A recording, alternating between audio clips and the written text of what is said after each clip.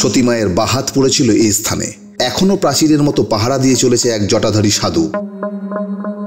রাতের বেলায় শুনতে পান তিনি মায়ের নুপুরের শব্দ। তোমার মায়া বিচরণ করে, মায়ের যে ঘুঙুরের শব্দ পাওয়া যায় রাত্রে। এই স্থানটি কাটোয়ার কেতুগ্রামে অবস্থিত মরাগ্রাম সতীপীঠ নামে পরিচিত। ঈশানী নদীর কোলে এক মায়াবী বনে লোকচক্ষুর আড়ালে অবস্থিত। আজ ঘুরে দেখা যাক সতীর তপবন। মা সতীর উদ্দেশ্যে নিবেদিত 51টি পীঠস্থানের মধ্যে অন্যতম হলো বহুলা শক্তিপীঠ, যা পশ্চিমবঙ্গের কাটোয়ার কাছে বর্ধমান জেলায় অবস্থিত। আর আমরা এখন দাঁড়িয়ে আছি সেই কাটোয়া স্টেশনে। এখান থেকে আমরা চলে যাব কেতুগ্রাম। কাটোয়া 7 নম্বর প্ল্যাটফর্ম থেকে নেমে বাস স্টপ থেকে 20 মিনিটের যাত্রাপথে কেতুগ্রাম। আমি এখন বাসে করে পৌঁছে গেছি কেতুগ্রাম বাস স্ট্যান্ডে। এটাই কেতুগ্রামের 3 মাথার মোড়। এখান থেকে টোটো করে বাঁ দিক ঘেঁষেই আমরা চলে যাব বাহুলাক্ষী মন্দিরে। এখন টোটোওয়ালা থেকে আমরা জেনে নেব যে এখানে কি ভাড়া আছে।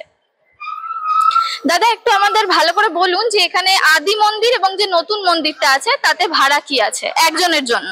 আদি মন্দিরে একজন গেলে পরে 20 টাকা, এখানে বলগা মন্দির গেলে একজন গেলে 20 টাকা। আর নতুন মন্দিরে ওখানে দুজন গেলে 20 টাকা, আর পুরোটা গেলে পরে আপনার 40 টাকা দুজন।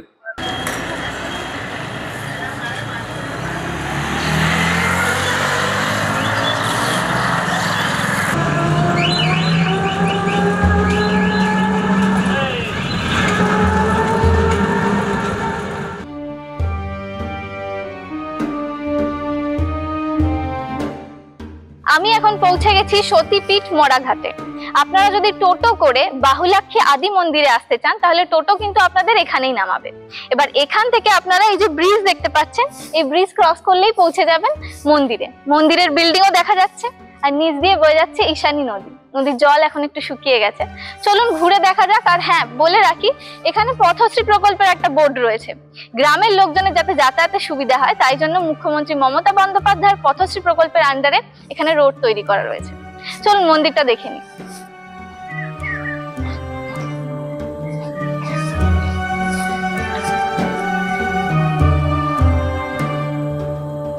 এখানে একটা বিজ্ঞপ্তি দেওয়া আছে এই ব্রিজের জন্য। ব্রিজটা অ্যাকচুয়ালি খুব একটা পাকাপোক্ত ভাবে তৈরি নয়, তাই এখানে কোনো ভারী জিনিস তুলতে বারণ করা আছে, যেমন মোটরসাইকেল বা ভারী গাড়ি কোনো রকমের। তো সাবধানে ব্রিজ দিয়ে চলাফেরা করবেন। অ্যাকচুয়ালি এসব জায়গায় গ্রামে এরকম ভাবেই ব্রিজ তৈরি হয়, আর এইটাই এখানকার সৌন্দর্য। আর এই ব্রিজের নিচ থেকে দেখুন বয়ে যাচ্ছে ঈশানী নদী। খুব সুন্দর পরিবেশ এখানে। আর এই জায়গাটাকে মরাঘাট বলার একটা কারণ আছে, কারণ বহুকাল আগে এখানে মরা পোড়ানো হতো। এখন হয়তো সেই ব্যবস্থা নেই, কিন্তু এই কথাটা বহুদিন ধরেই প্রচলন হয়ে আসছে, লোকমুখে প্রচলিত, তাই এই জায়গাটার নাম মরাঘাট।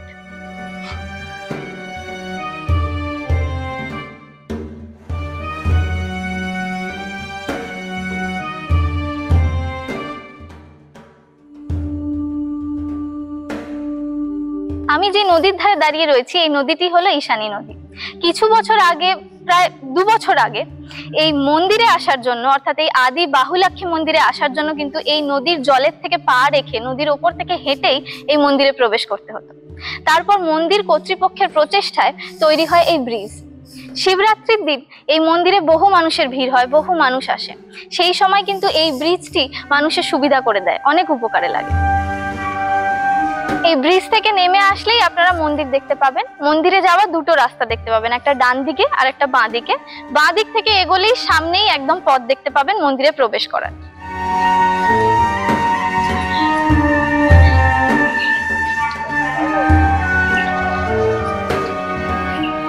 কাটোয়া থেকে 17 কিলোমিটার দূরে অবস্থিত বর্ধমান জেলার একটি ছোট্ট গ্রাম হলো কেতুগ্রাম। এই কেতুগ্রামের নাম রাজা চন্দ্রকেতুর নাম অনুসারে রাখা হয়েছিল। কথিত আছে এখানে সতী মায়ের বাম বাহু পড়েছিল, আর তাই জন্যই এই জায়গার নাম বাহুলাক্ষী।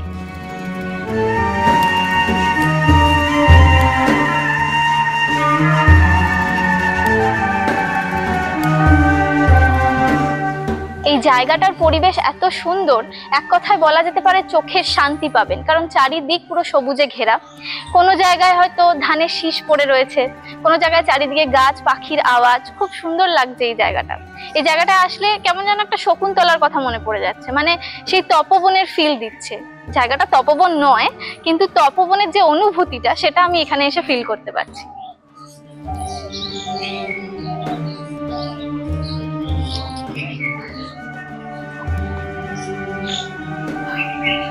এই মন্দিরে প্রবেশ করেই প্রথমেই আপনারা দেখতে পাবেন একটি লাল নাট মন্দির। এই নাট মন্দিরের ঠিক পাশেই অর্থাৎ বাঁ দিকে রয়েছে একটি শিবের মূর্তি এবং তুলসী মঞ্চ। এই দুটোই আমার মনে হয় নতুন তৈরি করা হয়েছে, দেখেই বোঝা যাচ্ছে।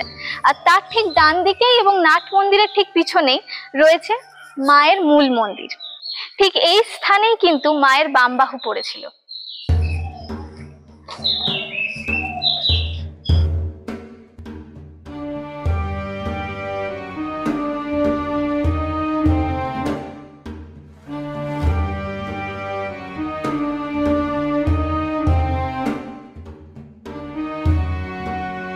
মায়ের এই মূল মন্দিরের সামনেই রয়েছে বলির হাড়িকাঠ। এখানে হয়তো অনেক আগে পূর্বে বলি দেওয়ার ব্যবস্থা ছিল, কিন্তু এখন বলি দেওয়ার ব্যবস্থা সম্পূর্ণভাবে উঠে গেছে।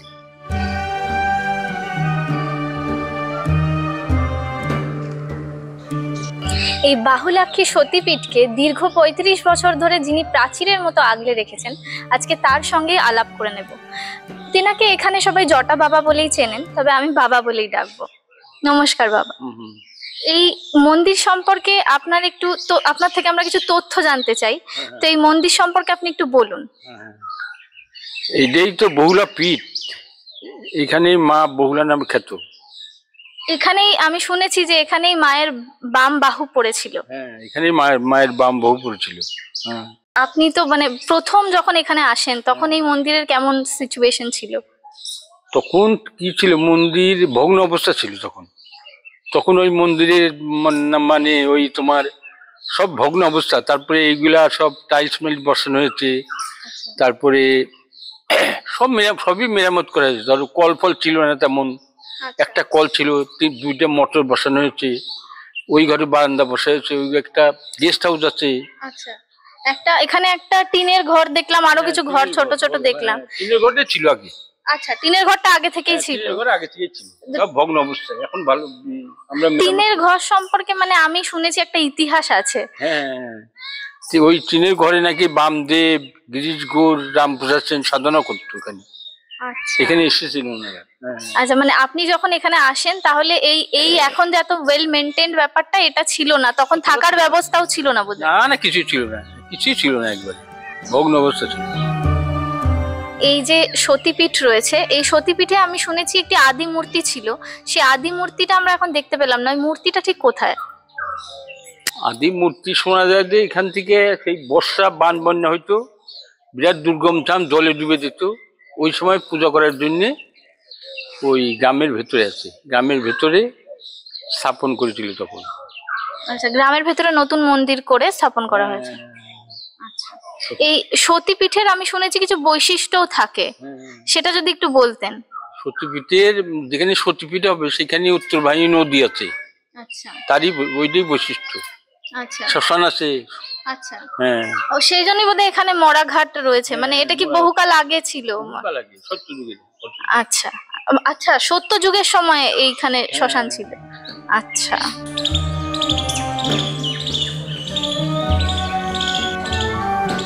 কথিত আছে মা সতীর বাম বাহু কেতুগ্রামে ভগবান শ্রী বিষ্ণু তার সুদর্শন চক্র দ্বারা আঘাত করে কেটে ফেলেছিলেন, যাতে সারা বিশ্ব ব্রহ্মাণ্ড শিবের ভয়ানক ধ্বংসাত্মক নৃত্য থেকে রক্ষা পায়। আর সেই থেকেই এই জায়গার নাম হয় বাহুলাক্ষী। তবে হ্যাঁ, অনেক লোকে এই জায়গাটাকে বাহুলা সতীপীঠ নামেও চেনেন।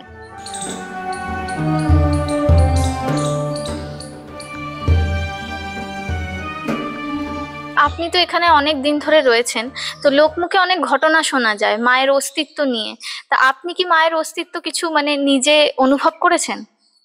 এইখানে শোনা যায় অমাবস্যা পূর্ণিমাতে অনেক সময় দেখা যায় তোমার মা বিচরণ করে, মায়ের যে ঘুঙুরের শব্দ পাওয়া যায় রাত্রে। অনেক সময় এখানে সিভিক পুলিশরা থাকতো, আমরাও শুনতে, আবার সিভিক পুলিশরা অনেক সময় ওরা শুনতো আর কি। মানে রাতের বেলা? হ্যাঁ, রাত্রের বেলা এখানে কে যেন বিচরণ করছে ওই ঘুঙুরের শব্দে। আচ্ছা, আপনিও শুনতে পেয়েছেন? হ্যাঁ, ওইরকম আমি শুনতে পেয়েছি। হ্যাঁ, এখনো নির্দিষ্ট শোনা যায়।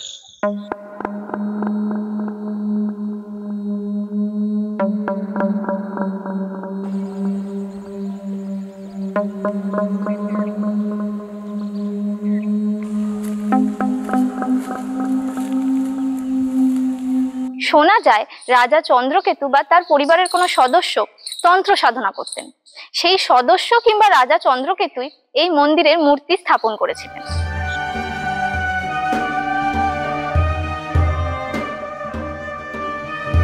এখানে দেবীর ভৈরব হলেন ভীরুকা। ভীরুকা শব্দের অর্থ হলো যে ধ্যানস্থ অবস্থায় সর্বোচ্চ স্তরে পৌঁছেছে অথবা সর্বোচ্চ স্তরে সিদ্ধি অর্জন করেছেন। সেই মহাদেব নাকি এখানে দেবীর সঙ্গেই বসবাস করেন। তবে ভক্তদের একাংশ মনে করেন যে কাটোয়া থেকে কিছু দূরে শ্রীখণ্ড বলে একটি জায়গা আছে, সেখানে একটি মহাদেবের মন্দির আছে। সেই মন্দির ভূতনাথ মন্দির নামে পরিচিত। সেখানেই নাকি ভূতনাথের বাস, আর সেই ভূতনাথই হলেন দেবী বাহুলাক্ষীর ভৈরব।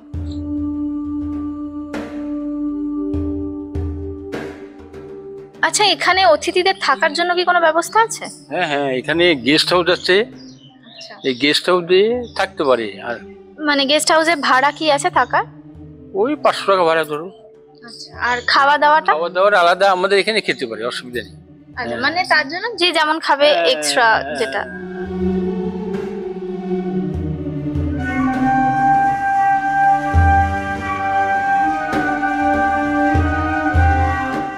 আচ্ছা, এটাই তো আপনাদের থাকার জায়গার ব্যবস্থা, এই রুমটা? আচ্ছা, তো এখানে আসার জন্য এবং ভাড়া করার জন্য কার সাথে কথা বলতে হবে? তো আমার সঙ্গে যোগাযোগ করলেই হবে। আচ্ছা, আপনার একটু যোগাযোগ নাম্বারটা যদি দিতেন। হ্যাঁ, আমার যোগাযোগ নাম্বারটা 9800017407. আচ্ছা, আর এখানে মোটামুটি কটা রুম আছে? 3টে রুম। একটা দুটো সিঙ্গেল রুম, একটা ডবল রুম, বিরাট বড় রুম। এটি হলো এই অতিথিশালার ছাদ। এখানে উঠে আপনারা দেখতে পাবেন চারিদিকে সবুজে ঘেরা গাছপালা, মাঠ ঘাট, খুব সুন্দর একটা পরিবেশ। আপনারা যদি এখানে আসেন, আপনারা শান্তিতে একটা দিন অনায়াসেই কাটাতে পারেন, মায়ের পুজো দিতে পারবেন এবং এখানে থেকে খাওয়া দাওয়ারও ব্যবস্থা আছে। সো আপনারা সমস্ত সুবন্দোবস্ত পেয়ে একটা সুন্দর সময় কাটিয়ে যেতে পারেন এখানে।